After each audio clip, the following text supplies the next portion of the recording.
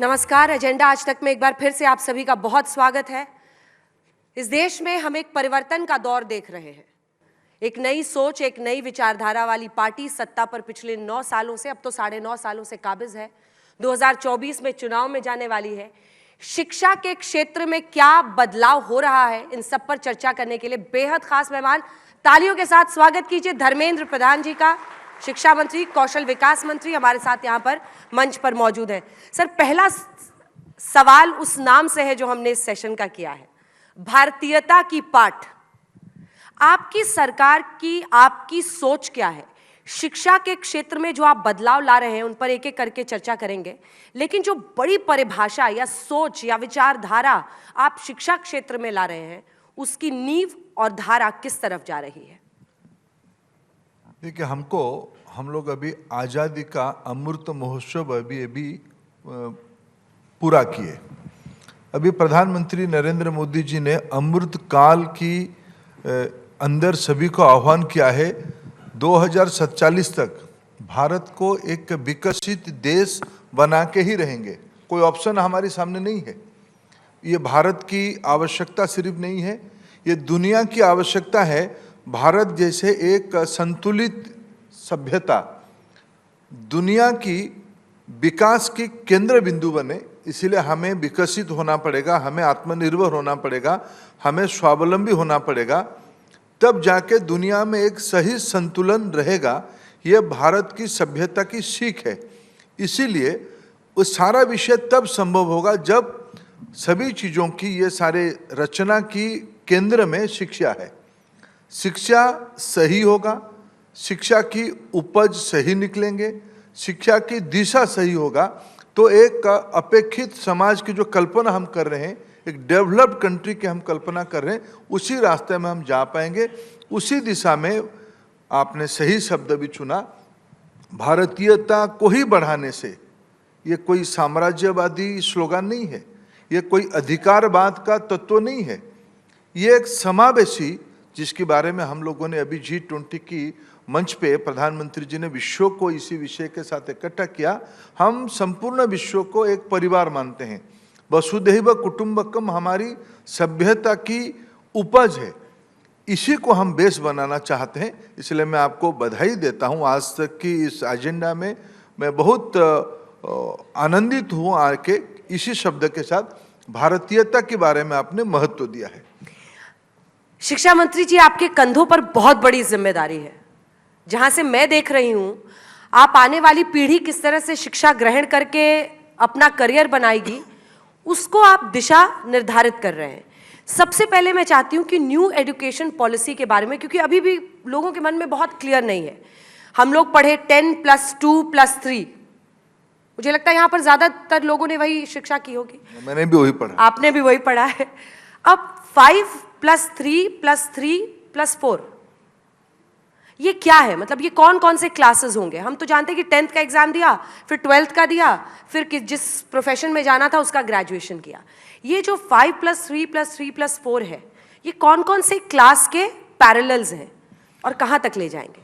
अंजना जी, 34 सालों के बाद भारत में एक पैराडिम शिफ्ट करने का प्रयास किया गया है। आज़ादी के उपरांत, देश की और आज़ादी की पहले थोड़ा, संविधान सभा बनी, देश की नीति कैसे होगा, देश की व्यवस्था कैसे होगी, एक कॉन्स्टिट्यूएंट असेंबली बना, उसमें उसके बारे में विचार हुआ। उसके बाद 2020 से 34 साल पहले एक नीति थी शिक्षा के बारे में। 34 साल के बाद प्रधानमंत्री नरेंद्र मोदी जी ने राष्ट्रीय शिक्षा नीति 2020 लाए, जिसको कॉन्स्टिट्यूएंट असेंबली की तरजीह पे एक बहुत बड़ा विमर्श के उपरांत, सारे अनुभव को समाहित करते हुए एक मसौदा, एक दार्शनिक मसौदा प्रस्तुत किया गया। एक फिलोसॉफिकल डॉक्यूमेंट में उसको मानता हूँ तैयार किया गया है। उसमें कई आयाम है, कई रंग है, उसकी कई रूप है, कई उपलब्धि उसमें से हासिल होगा, ऐसे प्रतिबद्धता है। लेकिन आपने स्पेसिफिक एक विषय में पूछा कि ये जो 5+3+3+4 ये रचना क्या है, उसमें पुराने व्यवस्था से एक पैराडिम शिफ्ट है। इसीलिए पहले हमारी क्लास 1 से पढ़ाई शुरू होती थी, 1 to 12, ये 12 साल की व्यवस्था थी। इसको अभी ये 5334 में 15 साल तक किया गया है। विश्व में एक कॉन्सेंसस है, सारे एक्सपर्ट्स उस विषय को स्वीकृति देते हैं। एक बच्चा की, एक बालक या बालिका की मानसिक विकास 85% हो जाती है जब उसको 3 से 8 साल के अंदर वो गुजरता है। इसीलिए भारत में शिक्षा को, नई चीजों को व्यवस्थित तरीके से सीखने की प्रक्रिया को एज 3 से शुरू किया गया। इसीलिए बाल बाटिका 1, 2, 3 यानी 3, 4, 5, 6, 7 यानी 8 पहुंचते पहुंचते उसको क्लास 1 और 2 कंप्लीट करेगा। ये पहला 5 में क्लास 2 खत्म। इसको कहा गया प्रिपरेटरी, ठीक है। इसको कहा गया फाउंडेशनल। फिर 3, 4, 5 ये कोहट हुआ, फिर 6, 7, 8, फिर 9, 10, 11, 12। इसी में इसीलिए हुआ 5 यानी क्लास 2 तक, फिर क्लास 5 तक 3, फिर क्लास 8 तक 3, फिर 9, 10, 11, 12 जिसमें 2 बोर्ड परीक्षा होगा। एग्जाम कब कब होगा? 2 एग्जाम होगा। इसी रचना को 15 साल की पढ़ाई को, और पढ़ाई का प्रारंभ किताबों से नहीं होगी, खिलौना से होगी, कहानी से होगी, मैजिक से होगी, गीत से होगी, डांस से होगी। बच्चों को एक्टिविटी जो आज हम प्ले स्कूल दिखते हैं उसको एक फॉर्मल रूप देना। इसीलिए राष्ट्रीय शिक्षा नीति की रिकमेंडेशन में एनसीएफ बनी, उनकी कैरिकुलम और लर्निंग, टीचिंग लर्निंग मटेरियल भी आ गया है। इसको नाम दिया गया है जादुई पिटारा। बच्चों को जादू के प्रति आकर्षण है, नई चीजों को सीखने के लिए आकर्षण है। इसलिए पढ़ाई का इंट्रोडक्शन, गणित और भाषा का इंट्रोडक्शन, संख्या और भाषा का इंट्रोडक्शन खेल खेल में शुरू होगी। अगर हम 8 साल तक उस पर ध्यान देते हैं तब उसकी क्रिटिकल अप्रोच उस बच्चे में डेवलप होगी। रोट लर्निंग से लेके वो क्रिटिकल थिंकिंग की ओर जाएगा। ये इस राष्ट्रीय शिक्षा नीति की एक प्रमुख रिकमेंडेशन है। देश भर में उसकी इम्प्लीमेंटेशन शुरू हो गई है। सीबीएसई ने अपने स्कूल्स में, केंद्रीय विद्यालय और कई राज्यों ने उसको अडॉप्ट करने की काम शुरू कर दिया है। इसकी लाभ आने वाले 3, 4, 5 साल के अंदर दिखने को मिलेगा। ये आरोप लगता है, आपने जैसे जादुई पिटारा शब्द बोला, कि आप जो मौजूदा शिक्षा व्यवस्था है उसका हिंदीआइजेशन कर रहे हैं। आप हिंदू सांस्कृतिक राष्ट्रवाद को, जो आपकी पार्टी की मूल विचारधारा है, उसको आप शिक्षा व्यवस्था में उसका समावेश कर रहे हैं। इस पर आप क्या कहें? देखिए अंजना जी, ये आप जज हो, मैं क्या करूं? मैं आपकी जजमेंट में गुनहगार बन जाता हूं। ऐसा नहीं है अंजना जी। मेरे मातृभाषा उड़ीसा है। मैं पिछले 40 साल से मेरे विचार परिवार में एक सामान्य कार्यकर्ता से यहाँ तक पहुँचा हूँ। मैं कोई किसी के बहकावे में यहाँ नहीं आया हूँ, इस विचार के साथ नहीं जुड़ा हूँ। मेरे प्रतिबद्धता, मेरे स्पष्टता में समझ के यहाँ आया हूँ। मेरे विचारधारा, मेरे राजनीतिक व्यवस्था कभी कोई हिंदी राष्ट्रवाद को लाता नहीं है। लाता तो धर्मेंद्र प्रधान यहाँ नहीं आता। ये बात मैं बहुत नम्रता के साथ, स्पष्टता के साथ कहता हूँ। राष्ट्रीय शिक्षा नीति ने उस विषय को बड़े स्पष्ट किया है। आज प्रधानमंत्री मोदी जी कहते हैं भारत की सभी भाषा, सभी मातृभाषा, सभी स्थानीय भाषा, all language are national language. आज तो हम काशी तमिल संगमम करके दुनिया की सबसे पुरानी भाषा को उतना ही महत्व देते हैं जितना हिंदी को देते हैं। आज ओहमिया भाषा, पंजाबी भाषा, मराठी लैंग्वेज, मलयालम, तेलुगु, कन्नड़, गुजराती, बंगाली, उड़िया, मराठी, ये सभी भाषा को इक्वल इंपॉर्टेंस है राष्ट्रीय शिक्षा नीति में, जितना हिंदी को है या अन्य भारतीय भाषाओं को है। 22 शेड्यूल लैंग्वेज में आज सारी रचना की जाती है। हमने जादुई पिटारा को बहुत सोच समझ के कहा है। हमें कोई नामों में आप विषय नहीं है, विषय है तत्वों में। कहानी तो सभी भाषा में होगा। अभी तो हमने भारत की आदिवासी भाषाओं में भी प्राइमर बना रहे हैं। इंटरलिंकिंग लैंग्वेज की संबंध क्या है उसके बारे में शिक्षकों को और बच्चों के लिए टीचिंग लर्निंग मटेरियल बना रहे हैं। भाषा पिछले 70-75 सालों में एक राजनीतिक पॉइंट स्कोर करने की बिंदु बनी। आज मोदी जी के नेतृत्व में भाषा यूनिफायर है, संयोजक है, जोड़ने वाली तत्व है। यह हमारी सभ्यता की प्रमाण आधारित तथ्य है। आज राष्ट्रीय शिक्षा नीति उसी को ही रीइंफोर्स किया है। यही है भारतीयता। एक आरोप जो आप पर लगता है, क्योंकि जब भी बदलाव होता है तो उसका विरोध भी होता है, उसकी निंदा भी होती है, बहुत लोग उसकी सराहना भी करते हैं। जब से विपक्षी गठबंधन इंडिया बना है तब से भारतीय जनता पार्टी और मौजूदा सरकार का सारा फोकस हो गया है कि भारत शब्द का इस्तेमाल हो। इंडिया वर्सेस भारत एक डिबेट देश में छिड़ गया है। बीच में ऐसी खबरें भी आई कि क्या इस तरह का बदलाव किताबों में भी हो सकता है। ये इंडिया वर्सेस भारत वाले डिबेट में बतौर शिक्षा मंत्री आप कहां खड़े हैं?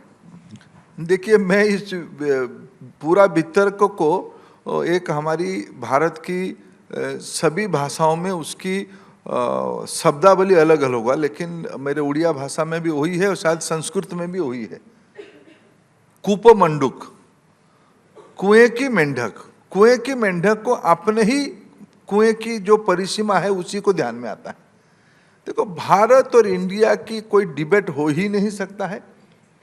भारत आदि अनादि काल की शब्द है, भारत की परिचय है। हजारों साल पहले इस भूखंड को आप किसी भी ग्रंथ में जाओ, जो वर्णन किया गया, इसके नाम क्या कहा गया है? इसकी नाम भारत ही कहा गया है। चलो अंग्रेज आए, वो अपना सुविधा में इसकी नाम इंडिया कहे, और हमारी संविधान सभा उसको वितर्क विमर्श करते हुए कहा India that is Bharat. Bharat को ही इंडिया कहा गया है। और आज हम 75 साल आजादी के बाद जब प्रधानमंत्री जी कहते हैं कि हमें गुलामी की मानसिकता से बाहर आना पड़ेगा। आफ्टर ऑल ये 1835 में मैकोले कोई भारत की या इंडिया की बहुत बड़ा लोक कल्याण के लिए उन्होंने एक पद्धति बनाई थी क्या? ये तो मिनट्स में है, इतिहास की वो हिस्सा हो चुका है। भारत को लंबे समय तक गुलामी में रखने के लिए, अर्थनैतिक रूप में शोषण करने के लिए जो मसौदा मैकोले ने बनाया था, उसी की उपज है ये डिबेट भारत और इंडिया की। मैं नहीं मानता हूं ये कोई डिबेट है। हमें कोई परहेज नहीं है इंडिया कहने में, हमें कोई परहेज नहीं होनी चाहिए किसी को भारत क्यों कहा। और कुछ लोग अगर इसको एक सीमित दृष्टि से दिखना चाहते हैं, राजनीतिक चश्मे से दिखना चाहते हैं, वो कुपमंडूक है। मैं उनको क्षमा करता हूं, उनको मैं इस वितर्क में नहीं जाना चाहता हूं। ये सभ्यता को ही अपमानित करने की बात होगा अगर हम इस डिबेट को बढ़ावा देंगे। आज हम गुलामी की मानसिकता से बाहर आना चाहिए, आत्म स्वाभिमान के साथ चलनी चाहिए, आत्मनिर्भर होनी चाहिए। डीकोलोनाइज आज एक एजेंडा बन चुकी है इस सभ्यता की, देश की। इसलिए मैं इस विवाद को बेबुनियाद मानता हूं। ब्रिटिश कॉलोनियल एरा से जरा सा पीछे आपको मुगल एरा में अब मैं ले जाना चाहती हूँ। क्या मौजूदा सरकार ये मानती है कि या सोचती है कि मुगल इन्वेजन्स, आक्रांताओं के बारे में बहुत ज़्यादा लिखा गया है? ये आरोप विपक्षी पार्टी लगाते हैं कि आप लोग भारत के हिस्ट्री, इतिहास के कुछ हिस्सों को किताबों से हटाना चाहते हैं मुगल एरा के बारे में। पहले उस पर आपका जवाब, फिर आगे बढ़ें। अंजना जी, मैं कोई भी चीज़ को छोड़ना नहीं चाहता। एक बात स्पष्ट करूं, मैं एक थोड़ा क्रोनोलॉजिकली जो हो रहा है शिक्षा विभाग बतौर शिक्षा मंत्री मैं आपकी माध्यम से देश के सामने रखना चाहता हूं। पार्लियामेंट में भी मैंने इस विषय को स्पष्टता से पिछले दिनों में भी कहा कि इस सत्र में भी कहा है। देखिए, अभी स्कूली पाठ्य पुस्तक क्लास 2 तक बन चुकी है। टीचिंग लर्निंग मटेरियल और पाठ्य पुस्तक 1 और 2 का बन चुके हमने लोकार्पित कर दिया, जिसको हमने जादुई पिटारा कहा। 3 से 12 तक पाठ्य पुस्तक बनने की काम चल रहा है। इसलिए अभी तो कहना उचित नहीं कि किसको हमने जोड़ा, किसी को छोड़ा। अभी तो चाहे आया ही नहीं पब्लिक डोमेन में, इसीलिए वो आशंका बेबुनियाद है। अब आने दीजिए।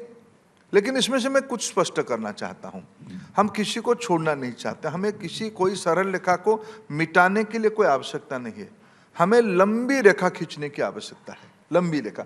क्योंकि इस देश की, देखिए, मैं अगर पूज्य तिलक जी को कोट करूं, मैं कभी मेरे मन में जिज्ञासा आया कि अगर वेद सर्व विद्या की महा ग्रंथ है, उस ग्रंथ की आयु कितना है?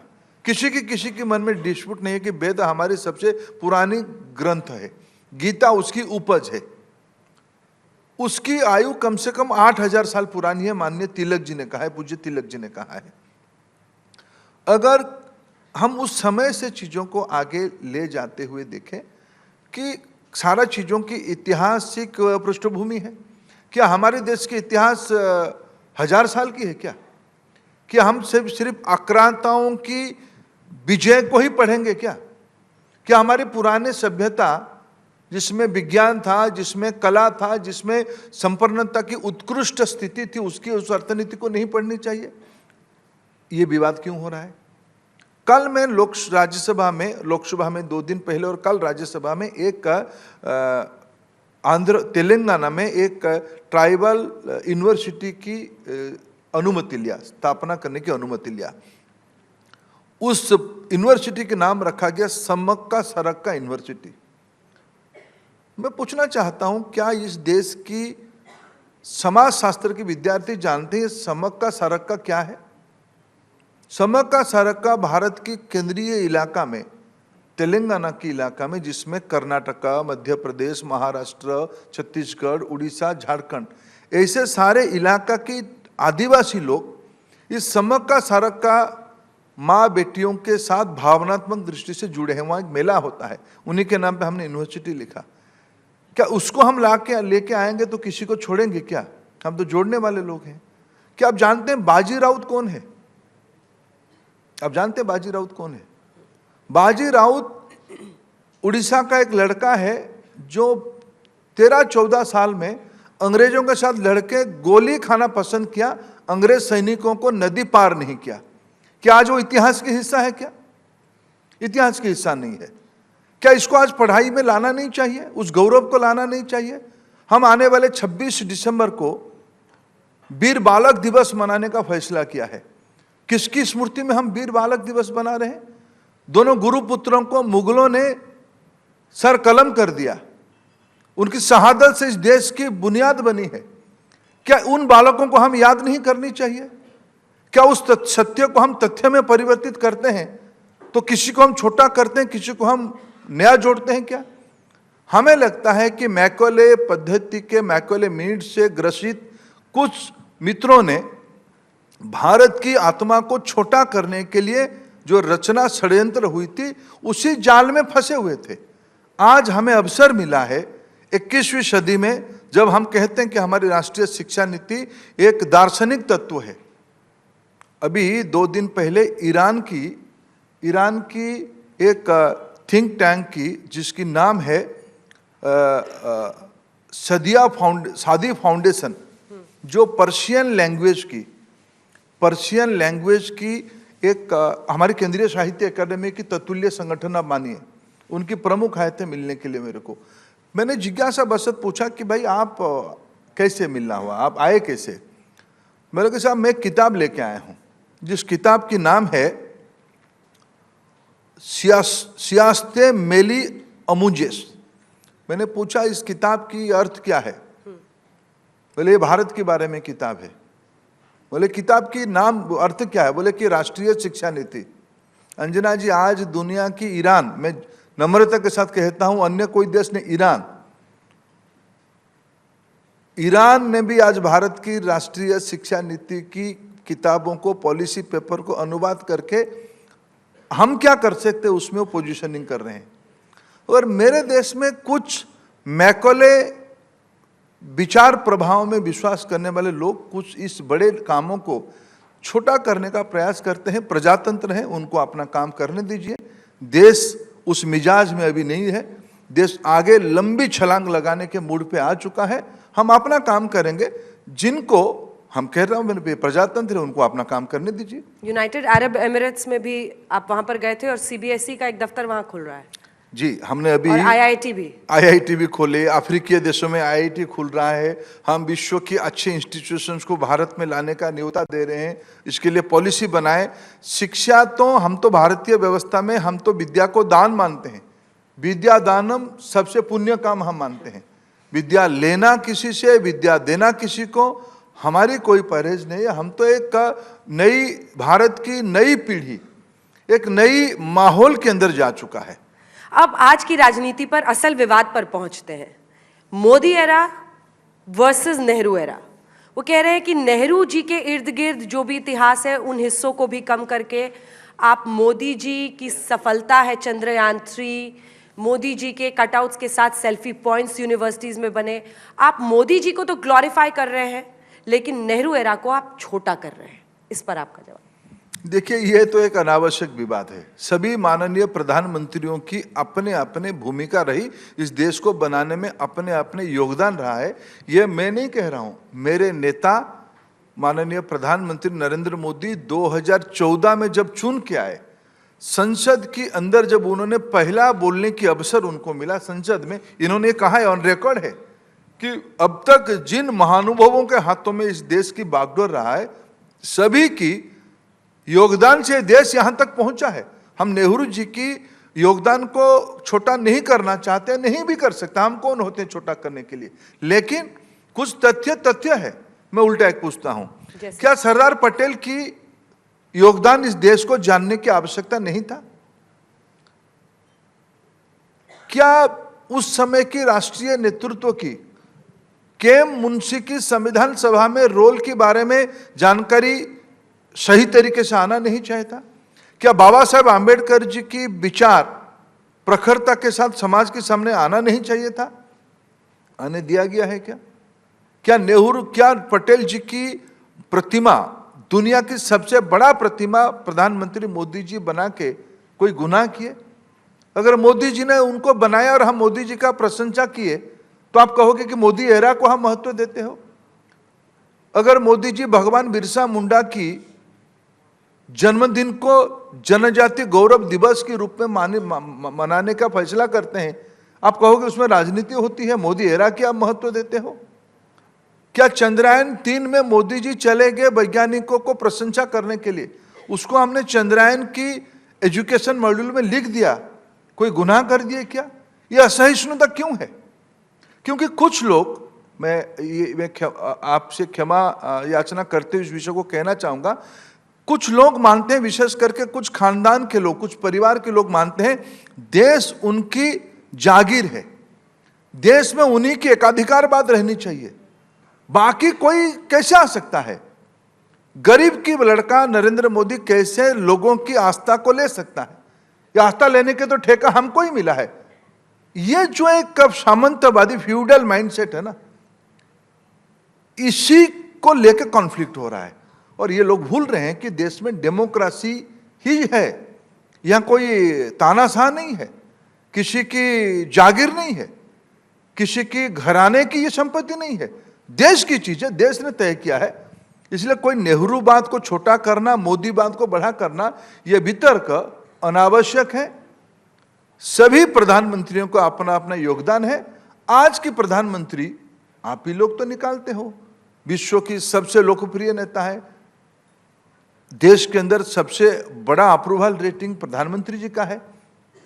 हम तो अपने पार्टी से कहते ही हैं, हम तो अपना नेता को बड़ाई करेंगे, लेकिन आज समाज कर रहा है तो किसी को क्यों असहिष्णुता हो रही है? इससे पहले कि कुछ राजनीतिक सवाल जल्दी ले, एक सवाल और शिक्षा के क्षेत्र से, number of drop outs, school drop outs की संख्या में जो जबरदस्त लगभग 12,000 के आसपास जो नंबर है, क्या वो आपके शिक्षा मंत्रालय के लिए सबसे बड़ी चिंता और चुनौती एक साथ नहीं है? देखिए, इन दिनों में ये स्कूल ड्रॉप आउट नहीं, जो इन दिनों में डिबेट हुई है अंजना जी, तो एक अच्छे इंस्टीट्यूशंस की ड्रॉप आउट के बारे में कोट हुई है। मैं उस विषय में एक तथ्य आपके सामने रखना चाहता हूं कि आज के सामने में एक चेन्नई आईआईटी, जो एक उस संस्थाओं में सबसे अव्वल नंबर की 3 संस्थाओं में एक है, पिछले 10 साल की चेन्नई आईआईटी के एक स्टैटिस्टिक्स आपके सामने में रखना चाहता हूं। उनमें कुल मिला के 44 लोग ड्रॉप आउट हुए हैं, 44 10 साल के अंदर। उस 44 की जब कारण ड्रॉप आउट की ढूंढा गया, उनमें से 60% यानी 25 लोग चेन्नई आईआईटी छोड़ के और कोई इक्विवेलेंट इंस्टीट्यूशन को गए हैं। किसी को मुंबई आईआईटी में ऑप्शन मिल गया, पहले चेन्नई आईआईटी में था, बाद में मुंबई आईआईटी में चला गया, कहीं परिवार की आवश्यकता को दृष्टि में रखते कोई अच्छे एनआईटी में चला गया, कोई अच्छे यूनिवर्सिटी में चला गया। ऐसे सारे स्टैटिस्टिक्स की अगर हम लोग इकट्ठा करते हैं, ऐसे ही ये 13,000 ड्रॉप आउट की नंबर आती है। लेकिन इन दिनों में जो उच्च शिक्षा में विद्यार्थियों की बढ़ने की नंबर आई है, बढ़ने की नंबर आई है। मैं अगर 13-14 की एक बेस लाइन पे 13-14 में भारत में जितने हायर एजुकेशन में स्टूडेंट्स थे, आज जितना स्टूडेंट है, अगर इसकी ग्रोथ में देखूं 26%, 26% ग्रोथ हुई है 13-14 की तुलना में आज तक। देश में नए हायर एजुकेशन इंस्टीट्यूशन खोले हैं।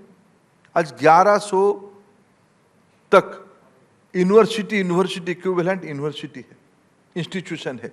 50,000 कॉलेज हैं, अनेक नए इंस्टीट्यूशन खोले जाते हैं। ओपन लर्निंग सिस्टम के माध्यम से करोड़ों विद्यार्थी अपने काम करते हुए पढ़ाई में जुड़ रहे हैं। भारत शिक्षा स्टैटिस्टिक्स में दुनिया को चकित करने वाले नंबर की ओर जा रहा है। अब थोड़ा पॉलिटिक्स पर आ जाते हैं, क्योंकि अंत की तरफ हम बढ़ रहे हैं इस पूरे इंटरव्यू में।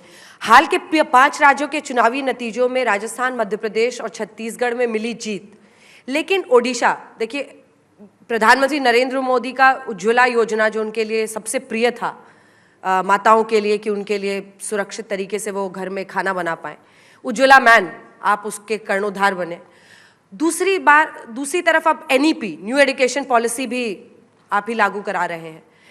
तीसरी तरफ ओडिशा बीजेपी के लिए क्या अभी भी अभेद्य बना हुआ है? 2014-19 को देखें तो अगर मैं सही हूं 1 से 8 सीटों पर बीजेपी वहां गई, लेकिन ओडिशा अभी भी अभेद्य बना हुआ है विधानसभा चुनाव में बीजेपी के लिए। बतौर the man from Odisha for BJP, क्या है आपकी रणनीति, क्या है आपकी सोच, और कहां तक आपको लग रहा है कि कितनी सीटें इस बार आप पीएम को देंगे? देखिए, मैं बचपन से पॉपुलेशन स्टडीज की स्टूडेंट रहा हूँ। कॉलेज डेज में मेरा रुचि तथ्यों के आधार पे रहा है, और मैं कभी कभी आप लोगों की जो तथ्य आता है उसको आकर्षित होता हूँ। मैं आपने सही कहा, अगर पॉलिटिकली सोचे कि 14 में भारतीय जनता पार्टी को उड़ीसा में लोकसभा में 22% वोट मिला था, विधानसभा में 18% वोट मिला था। विधानसभा में थोड़ा कम मिलता है हमको। 2019 आते आते और 2014 में हमारी लोकसभा में 1 सीट था, विधानसभा में 10 सीट था। 2019 आते आते 5 साल के बाद वो 22% बढ़ के 38% हुआ। जो जीतने वाले पार्टी बीजू जनता दल को मिला 42%, हमको मिला 38%, 4% की गैप रहा। हमने 8 लोकसभा सीट जीते। विधानसभा में उनको मिला 44%, मेरे को 18% से बढ़ के वोट मिला 32%। हमारी ग्रोथ लगभग 100% हुई, वो स्टैग्नेंट है। एक राजनीति में 3 महीना पर्याप्त होता है। मैं इतना ही कहूँगा, प्रधानमंत्री नरेंद्र मोदी जी उड़ीसा में सबसे लोकप्रिय राजनीतिक व्यक्ति है। पिछले 10 सालों में कभी भी किसी प्रकार की असेसमेंट हुई है, कभी भी किसी भी परिस्थिति में प्रधानमंत्री मोदी जी की अप्रूवल रेटिंग उड़ीसा से 80% के आसपास रहा है। 80%, ये आज भी है। अभी सारे जो तथ्य किसी संस्थाओं के माध्यम से मेरी जानकारी में मिला, 80% की अप्रूवल रेटिंग है। पिछले 9-10 सालों में मैं अगर 4 से 14 की एक ही तथ्य बताऊंगा, उड़ीसा में उस समय की केंद्र सरकार 3 लाख करोड़ रुपया की राशि उड़ीसा को पहुंचाया था। आज 18 लाख करोड़ राशि उड़ीसा को मिला है। हमने कभी राजनीतिक विद्वेष नहीं रखा है। मिनरल रिफॉर्म की सबसे अगर कोई बड़ा लाभार्थी देश राज्य है उड़ीसा। आज इकोनॉमिक टाइम्स में एक तथ्य आया है। Economic times Bharatiya Janata party की पेपर नहीं है। मोदी सरकार की रिफॉर्मिस्ट पॉलिसी के कारण सबसे अगर कोई राज्य रेवेन्यू में लाभ किया है, उड़ीसा किया है। मोदी की अप्रूवल रेटिंग, मोदी की पॉलिसी, ये 2 समय आते आते देखिए। और फिर मैंने कहा कि आप सभी लोग छत्तीसगढ़, मध्य प्रदेश, राजस्थान के बारे में कई प्रकार की अटकलें कर रहे थे। आप ही ने फिर दिखाया कि नतीजा क्या आया है। अब देखिए 4 महीने के बाद जब नतीजा आएगा, फिर मेरे को आप अगर याद करके बुलाएंगे तो फिर मैं आपको विनम्रता से कहूंगा, जो भी होगा रिजल्ट उसकी मेरे समीक्षा कहूंगा। ठीक है, लेकिन ये नवीन बाबू से आप लोगों का रिश्ता क्या कहलाता है? कुछ समझ नहीं आता है। देखिए, तो बड़े सॉफ्ट रहते हैं वो, पीएम पे भी सॉफ्ट रहते हैं, आप लोगों पे भी रहते हैं, आप राजनीतिक प्रतिद्वंदी भी हैं। देखो, ये जो एक धारणा बनाई जाती है ना, राजनीतिक प्रतिद्वंदी यानी राहुल गांधी ब्रांड को चले जाना चाहिए। तू तलाक, गाली गुलज, अपशब्द, ये मैं कृपया अंजना जी, आपको देश दिखती है, आपसे प्रभावित होती है। मैं कम से कम अगर नवीन बाबू की एक स्वभाव है तो उनको क्या प्रतिद्वंदी करने के लिए हमें गाली देना पड़ेगा, या वो हमको गाली देने से हम प्रतिद्वंदी माना जाएगा? क्या एक किसी को दूसरे को अपमानित करने से ही हम प्रतिद्वंदी? ये जो राहुल गांधी की ब्रांड बनी है अपशब्द कहना, उनकी बहन भी आ गई उस क्लब में और उनकी पार्षद भी, दरबारी भी आ गए। ये जो व्यक्तिगत गाली गुलज जितना किसी को करोगे, सामने वाला इतना ही प्रभावित होगा। मैं उस विषय का कभी संस्कारी हूं नहीं। अगर नवीन बाबू ऐसा नहीं है तो नहीं है कि हम क्या अपना प्रतिद्वंदी को, हम तो आज कहे ना, मैं पिछले लोकसभा में हम दोनों की वोट परसेंटेज की गैप 20% से घट के 20% से, तब भी वो 44% थे, हम 22% थे, तब 20-22% की गैप था। पिछले बार हम राजनीतिक लड़ाई करते 4% में गैप तक ले आए। इस बार मैं कॉन्फिडेंट हूं हम 45% वोट के ऊपर जाएंगे। 15 से कम लोकसभा हम नहीं जीतेंगे उड़ीसा में, ये मैं आज जिम्मेवारी के साथ कहता हूं। इसके लिए नवीन बाबू को अपशब्द कहना कोई आवश्यकता है मेरे को नहीं लगता है। हम अपने नीतियों में रहे, वो अपना नीति में है, जनता तय करेगा। कम से कम मेरे राज्य के लोग तो अपशब्द में नहीं जाते हैं, इसलिए मेरे को फक्र है, मेरे को गर्व है कि मैं ये जो Rahul Gandhi mark of competitive politics में हम नहीं है। अब 2024 को लेकर एक आखिरी प्रश्न आपसे, और वो ये कि आप तो जाहिर तौर पर कहेंगे कि आपकी पार्टी ही सरकार बना रही है, लेकिन इंडिया गठबंधन भी कह रहा है, कांग्रेस कह रही है हम 40% वोट पर इन राज्यों में अपना स्थायी जगह बनाए हुए हैं, इंडिया गठबंधन के साथ ही मिलेंगे तो फिर बीजेपी को पलटना आसान होगा हमारे लिए। इस पर आपकी क्या राय है? अगर सीट शेयरिंग गठबंधन कर लेता है तो क्या ये आप लोगों के लिए सबसे बड़ा चैलेंज नहीं है 2024 के लिए? देखिए, चैलेंज तो हम सब चीजों को मानते हैं। भारतीय जनता पार्टी के ऊपर तो ये आरोप है, ये प्रधानमंत्री नरेंद्र मोदी चुनाव ही प्रचार करते रहते हैं, अमित शाह जी चुनाव प्रचार करते रहते हैं, जेपी नड्डा जी चुनाव कामों में लगे रहते हैं। वो तो लगेंगे पार्टी प्रेसिडेंट है, ये तो आरोप हमारे ऊपर है। भाई देखो, दूसरे की तैयारी उनको मुबारक। एक शब्द है भारत की लोक भाषा में, एक सभ्यता है, मुंगेरी लाल की हसीन सपने। सपने देखने में किसी को आपत्ति नहीं है। वो मुंगेरी लाल की कुनबा है, भानुमति की कुनबा है, वो सपना दिखे। भारत की गरीब, भारत की वंचित, प्रधानमंत्री जी ने कहा हमारी 4 जाति है, गरीब है, किसान है, युवा है, महिला है। ये 4 पहिया, भारत की अस्मिता की रथ की ये 4 पहिया नरेंद्र मोदी को ही भरोसा करके सारथी का रोल दिया है, आने वाले दिनों में भी देगा, मेरे को कोई संदेह नहीं इसमें। एक सवाल मैं अपने आप को पूछने से रोक नहीं पा रही हूं, क्या बीजेपी में मंत्रियों को अब ये लगता है कि पता नहीं कौन मंत्री कब रहे, कौन कब सांसद बन जाए, कौन सांसद से विधायक बन जाए, विधायक से शायद मुख्यमंत्री कोई बन जाए, कोई सुबह सुबह उठता है कि आज तो मैं सीएम बन गया। ये बड़ा उथल पुथल। अंजना जी, मैं आप ही का टीवी एक देख रहा था। देखिए, आप भारतीय जनता पार्टी की संस्कृति को समझ रहे, मैं बहुत आभारी हूँ। कम ये तो मेरे संस्कृति को, फिर मेरे ही भाषा को आप बोल रहे हो। हम कहते हैं कि कार्यकर्ता आधारित पार्टी। कल छत्तीसगढ़ की जब शपथ हो रहा था, प्रधानमंत्री नरेंद्र मोदी जी का एक चित्र देश के सामने आया। एक राज्य की मुख्यमंत्री, आदिवासी व्यक्ति मुख्यमंत्री का शपथ लेगा, उस मुख्यमंत्री की शपथ की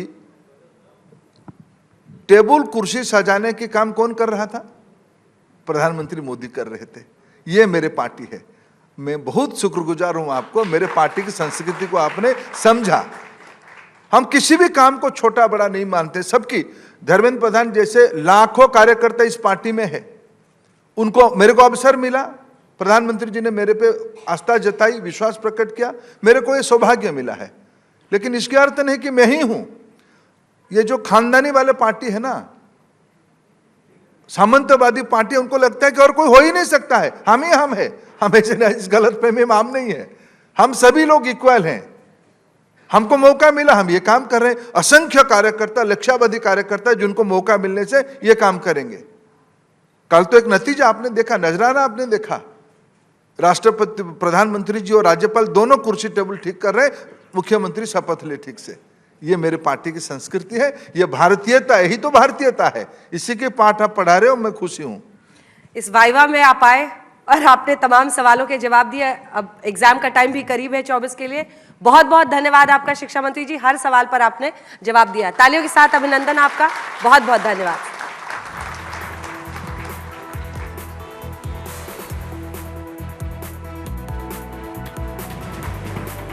सर, यहाँ पर एजेंडा आपका 2024 के लिए क्या होगा? आप साथ चले, ये एक लाइन में अगर आप लिखना चाहें कि एजेंडा 2024 के लिए क्या है। सर पेपर पकड़िए, पेपर दे।